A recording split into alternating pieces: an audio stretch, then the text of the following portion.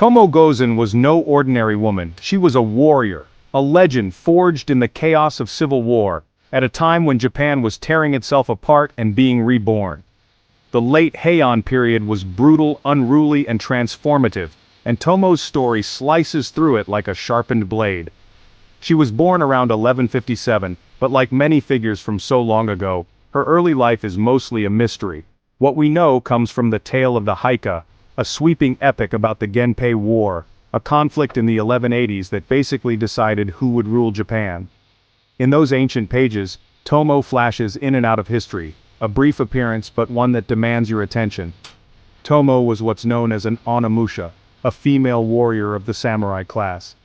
Forget the silk-clad ladies of the imperial court writing poetry. Tomoe trained with the sword and with the bow. She was said to be beautiful, with long hair and fair skin, but what set her apart was her utter fearlessness in battle. She wasn't just someone's wife or companion, she was a leader. Tomoe served under Minamoto no Yoshinaka, a general who rebelled against the powerful Taira clan and even his own kin to take control of Kyoto.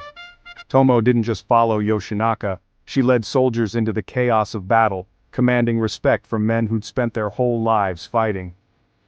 Some accounts say she could face 1,000 men on the battlefield and ride the wildest of horses like it was nothing. Her skill with the sword was legendary. She wasn't just as good as the men, she was better than most. In 1184, Yoshinaka managed to seize Kyoto, but he couldn't hold it. His cousin, Minamoto no Yoritomo, the man who would become Japan's first shogun, saw him as a threat, and sent his own forces to crush Yoshinaka. The end came at the Battle of Awazu. Outnumbered and betrayed, Yoshinaka made his last desperate stand. Tomoe was right there with him.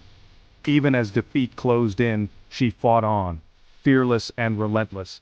There's a story that in the heat of this hopeless battle, she faced down Onda no Hachiro, a warrior known for his strength, and cut off his head with a single stroke.